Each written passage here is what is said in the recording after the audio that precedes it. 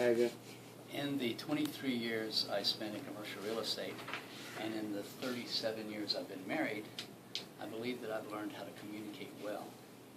I believe I can take a difficult subject and distill it so that my audience can appreciate it and better understand what it is I'm trying to say. I believe I've also learned to bring two different parties together in building consensus. Am I not speaking loudly enough? Do you like me to speak back there, Joe? The 23 years I spent in commercial real estate, I worked as a commercial real estate broker negotiating between landlords and tenants, and that's where I learned to better appreciate bringing two parties together, reading the body language that was taking place in a conversation, and trying to bring them to some kind of mutual benefit and mutual conclusion. The time that I've spent in teaching since 1997, I've learned to read people as well. Imagine standing before 28 people 9 times a week and trying to engage them and keep them interested in what you're saying. That is indeed a challenge. I also believe that as a Christian, my purpose is to focus on God and develop a personal relationship with Him. That's a lifelong challenge that I face every day, but one that I relish. I've also strived, or I should say striven, to develop the ultimate chocolate chip cookie recipe, and one that I hope I will be able to bring to you for your advice and response. Are there any specific questions that you would like to ask me? Was that 90 seconds? That was about 140. That's what 140. Sorry.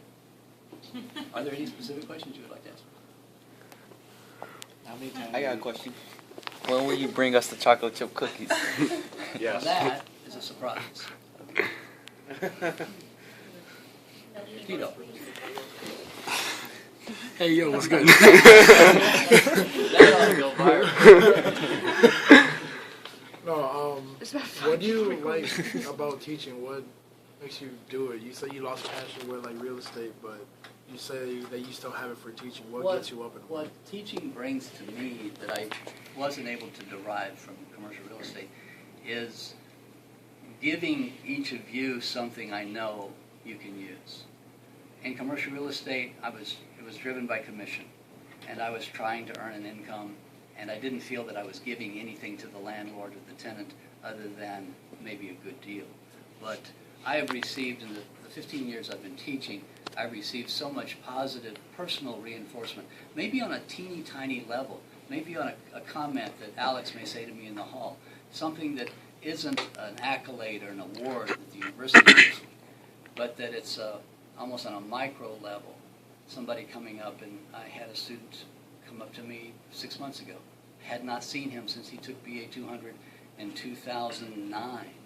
And he said, Mr. Kholer, I'll never forget what you said to me when we walked out of class one day. And I couldn't remember the conversation. But it changed his whole opinion of where he was going. He was majoring in accounting, and he wanted to move over to finance. And no disrespect to Kevin, but I said, stay in accounting, because not everybody in business can read a financial statement. Not everybody in business can understand when a company is bleeding to death. And you can still be an entrepreneur, you can still be the CEO of a company, you can still do something with an accounting degree. But if you don't have the accounting degree, you cannot analyze a financial statement or an income sheet as well as someone who has no accounting background. And that's a fact. He stayed in accounting, he's graduated, he's now in business, and he's not an accountant, but he's using those accounting skills in developing his business. So it's the